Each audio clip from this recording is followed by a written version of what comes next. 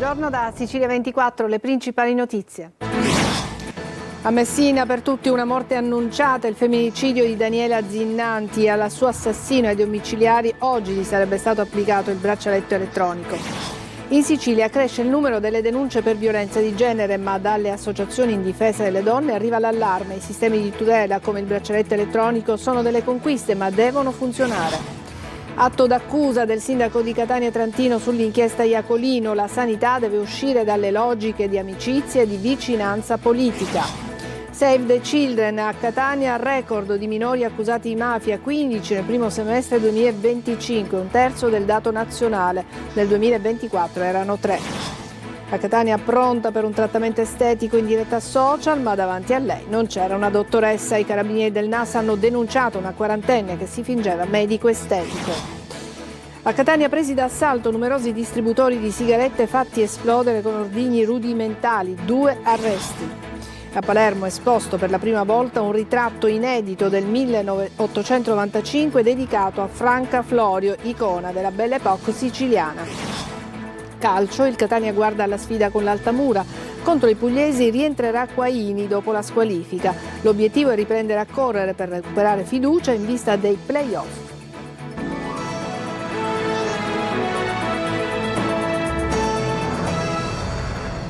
Bentrovati ai nostri microfoni. Parla l'avvocato della vittima del femminicidio di Messina. La famiglia della donna chiede chiarezza su quanto avvenuto, soprattutto sul perché l'uomo non avesse il braccialetto elettronico nonostante fosse stato previsto dall'ordinanza. Francesco Triolo. Una rosa, lilium, gigli, sotto la finestra della casa di Daniela Zinnanti ci sono fiori a dare colore in questo complesso di case di via Lombardia a Messina. Un dolore silenzioso, senza parole, per la morte della cinquantenne. Il giorno esatto del femminicidio della donna per mano dell'ex compagno Santino Bonfiglio lo potrà stabilire solo l'autopsia. Sul caso indaga la polizia, coordinata dalla sostituto Roberta Laspeme. Dovranno stabilire cosa è accaduto, dovranno ascoltare ancora l'uomo che si trova in stato di fermo. Sino a questa mattina l'avvocato Oleg Traclo, che difende Bonfiglio, non aveva ancora ricevuto comunicazione per l'interrogatorio di garanzia. L'aspetto più clamoroso è quello del braccialetto elettronico che non è stato applicato all'uomo ai domiciliari, nonostante fosse previsto nell'ordinanza. Non c'era il dispositivo, sarebbe arrivato oggi, dicono, ma a questa la famiglia di Daniela Zinnanti non basta e parlano di morte annunciata ed è un aspetto sul quale chiederanno spiegazioni attraverso il legale della donna, l'avvocato Filippo Briani, confermato dalla famiglia. Sì, chiaramente le indagini sono all'inizio, vedremo esattamente cosa è successo, noi abbiamo piena fiducia negli investigatori che ritengo finora stiano facendo un ottimo lavoro.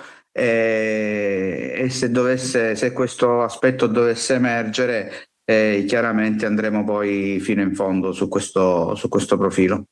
Il mandato mi è stato confermato dal fratello stamattina, io ero il legale della signora, la signora aveva fatto una prima denuncia nei confronti di questo signore e poi ritenne di ritirarla contro quello che era il parere sia del legale che dei fratelli, e poi ne fece un'altra autonoma, ho scoperto proprio in questi giorni, in questa occasione, alcune settimane fa.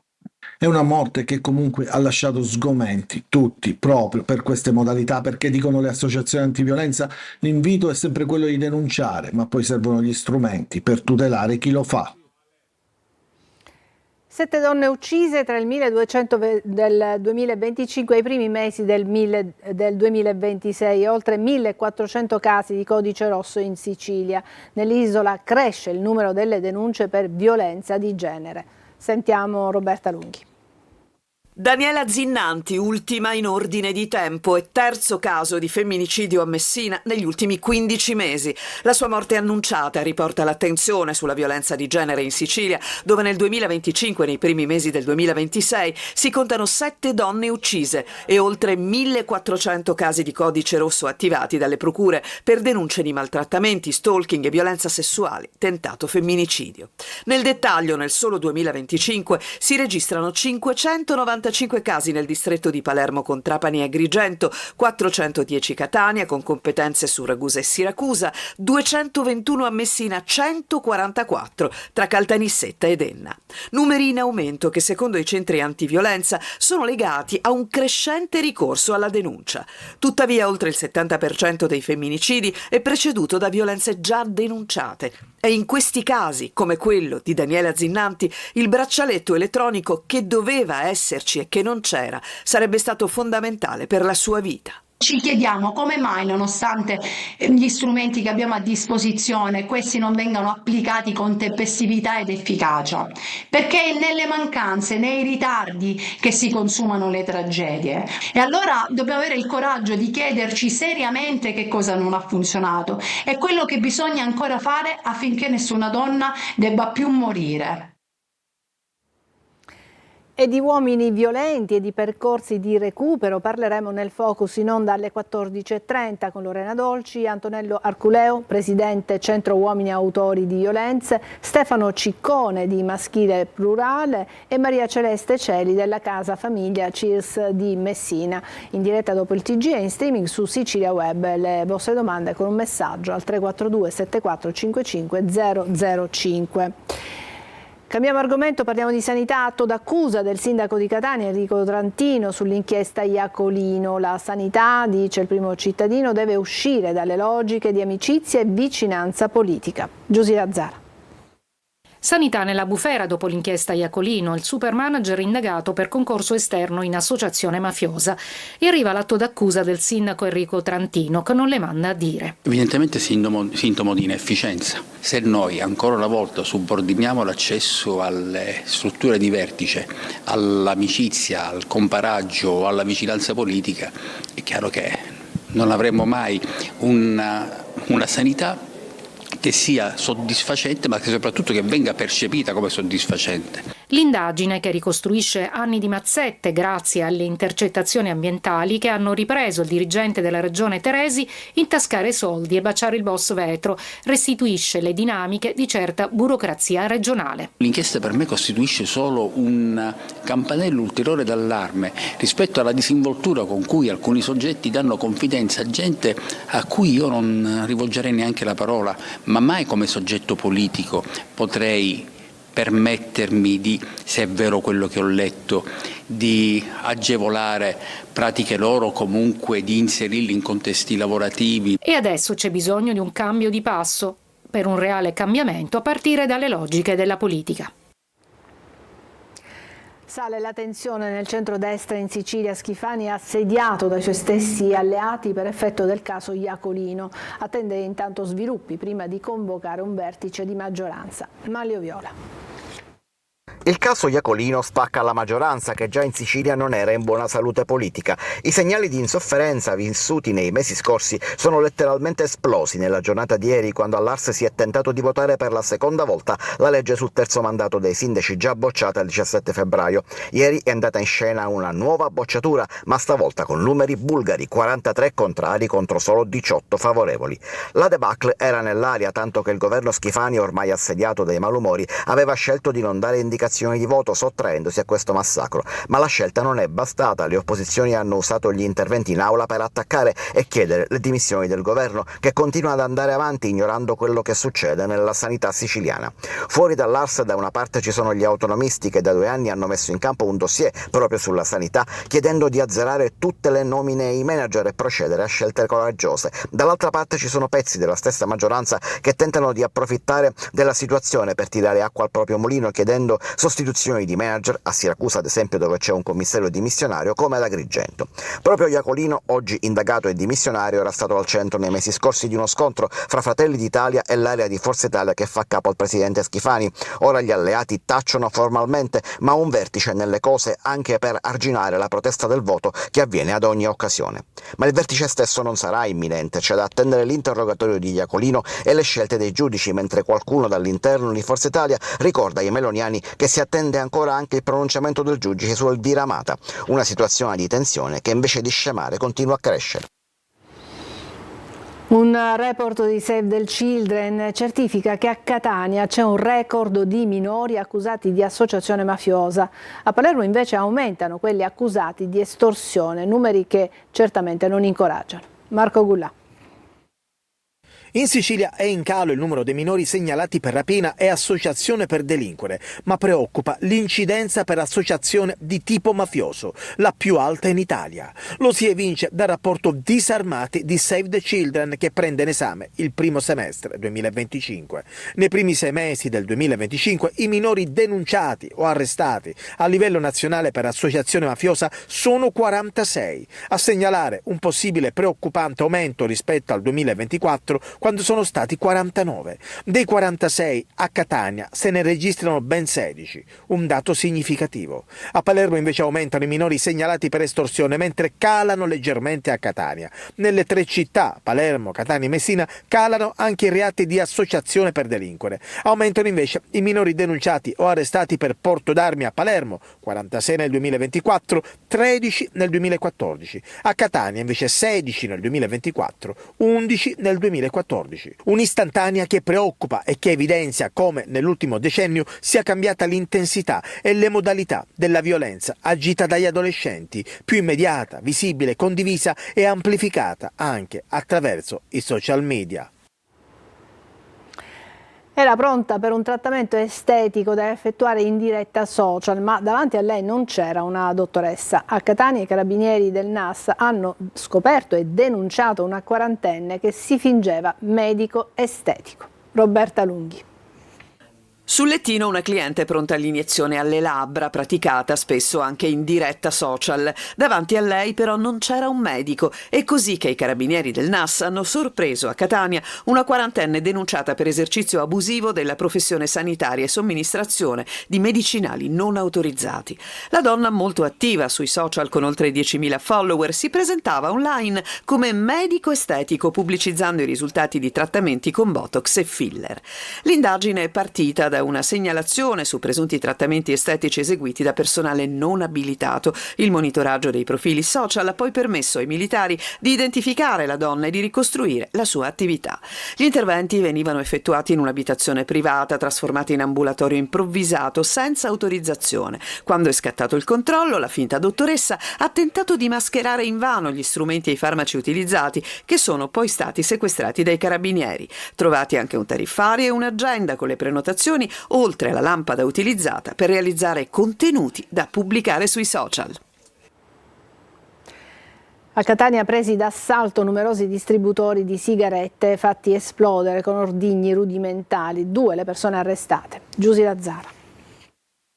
A Catania la polizia ha identificato e arrestato 2 rapinatori per numerosi furti a distributori di sigarette automatici. In queste immagini i 2 rapinatori a giugno sono in azione e avevano preso di mira i distributori facendoli esplodere con ordigni rudimentali per rubare sigarette e contanti. Gli investigatori sono arrivati a loro analizzando le immagini degli impianti di videosorveglianza delle diverse zone della città dove erano avvenuti i furti e le successive perquisizioni nelle loro abitazioni hanno fatto scoprire anche la presenza di materiale esplodente. I 2 sono accusati di furto aggravato e posti agli arresti domiciliari con braccialetto elettronico su disposizione del giudice. A Catania una donna ha tentato il colpo in una gioielleria di via Etnea e per non destare sospetti aveva con sé la figlia di 7 anni. Prima ha distratto la commessa, poi ha acciuffato i bracciali del valore di quasi 2.000 euro ed è fuggita. L'impiegata non si è persa d'animo, l'ha inseguita lungo via Etnea fino a piazza Stesicolo, dove la ladra ha tentato di aggredirla prima di fuggire in auto. Intercettata poco dopo dalla polizia, è stata arrestata. Maxi traffico di carburante dall'est Europa mascherato a liquido esente da imposte. Sono stati sequestrati per 235.000 euro e 145.000 litri di prodotti energetici. Eva Spampinato. Dichiaravano che fosse un liquido bioanticorrosivo, ma in realtà era gasolio e arrivava in Italia da raffinerie dell'Est Europa su gomme o su rotaia, utilizzando documenti falsi in cui si dichiarava che quel liquido, 400.000 litri in tutto, era esente da imposte. Una maxi frode tra l'Est Europa e la Sicilia, scoperta dalla Guardia di Finanza di Catania, che secondo la procura etnea aveva un meccanismo preciso e ben rodato, portato avanti da un imprenditore di Adrano del settore dei trasporti e dai suoi 4 presunti complici indagati per sottrazione fraudolenta al pagamento delle accise sui prodotti energetici.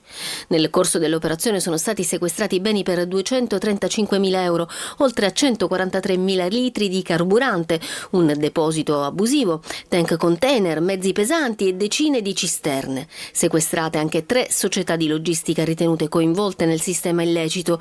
Per 2 indagati è scattato l'obbligo di presentazione alla polizia giudiziaria, mentre per altri 3 il divieto di esercitare attività d'impresa.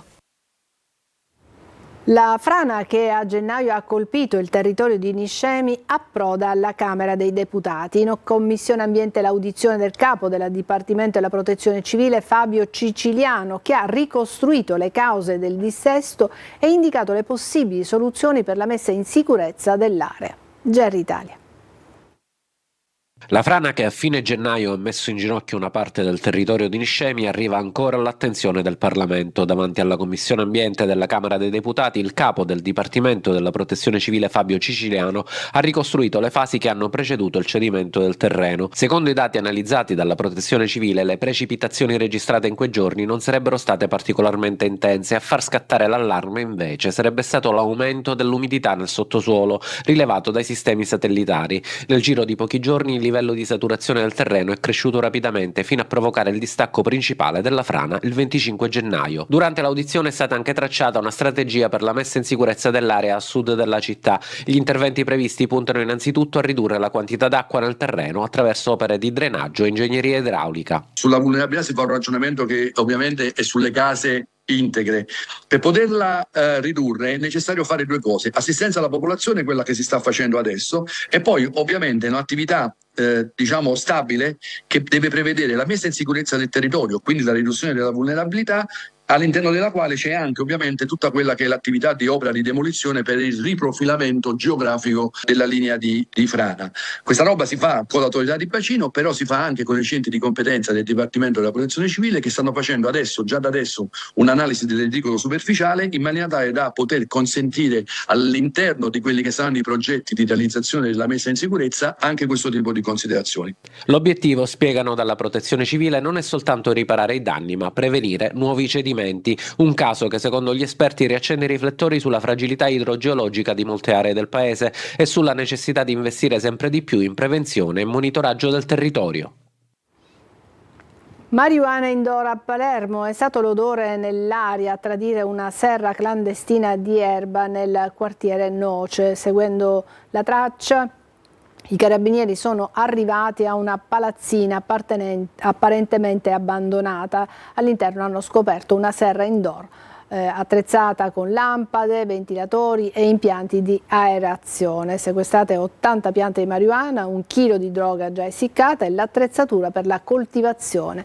È stato arrestato un palermitano con precedenti che si era pure allacciato abusivamente alla rete elettrica con un furto di energia stimato in 100.000 euro.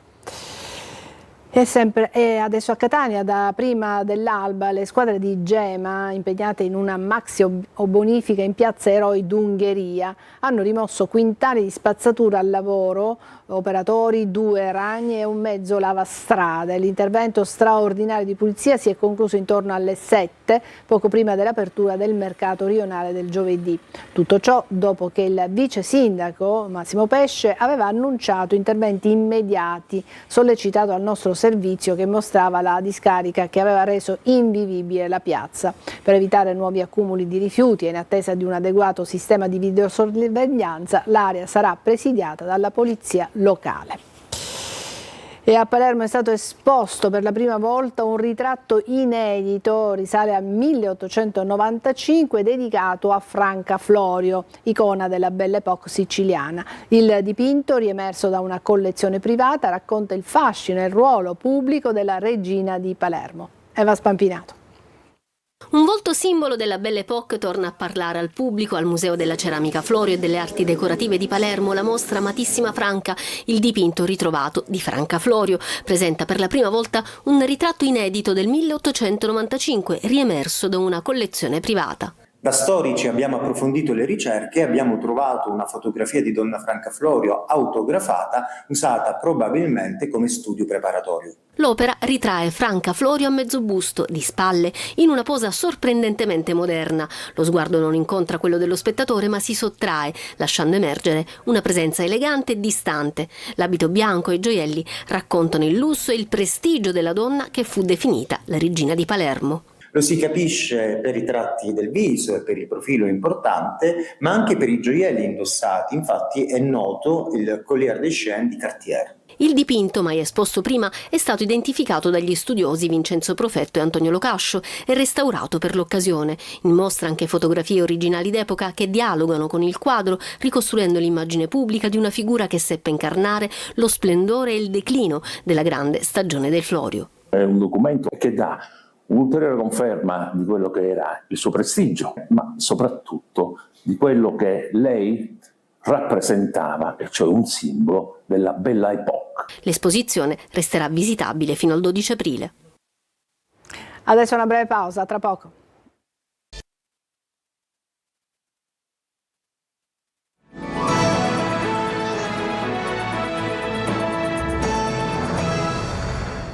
In Sicilia, secondo i dati aggiornati a marzo 2026 dalla Fondazione Italiana del Rene, sono 604 i pazienti in lista d'attesa per il trapianto del rene rispetto ai 4.500 che potrebbero essere inseriti nella lista. Secondo i nefrologi si tratta di un numero talmente esiguo, talmente basso, che invita a una profonda riflessione. Ancora una pausa e poi la pagina dedicata al calcio. A tra poco.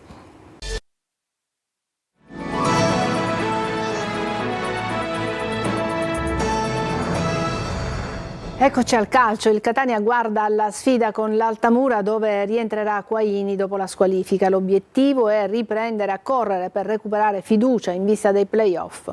Marco Carli. Per riprendere convinzione e per salvaguardare il futuro, il Catania d'Altamura con diretta su Telecolor contro una squadra in corsa per i playoff si gioca tanto, perché conterà la prestazione, quella che non si è vista con la Casertana e che invece aveva soddisfatto nelle gare di Salerno e Benevento nonostante i risultati. E conterà la classifica, perché dopo i 10 punti conquistati nelle ultime 8 partite, il Cosenza è a -5 e tutelare il secondo posto vuol dire tantissimo in vista dei playoff, visto che garantisce l'avvio dai quarti di finale.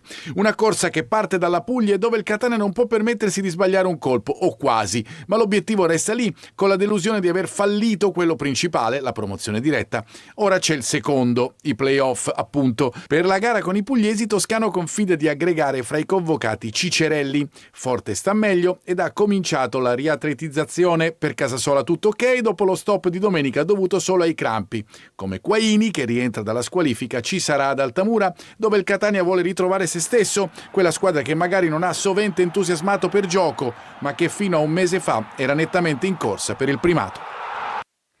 È tutto per questa edizione di Sicilia 24, grazie per averci seguito, grazie per l'attenzione e vi lascio a Sicilia 24 Focus.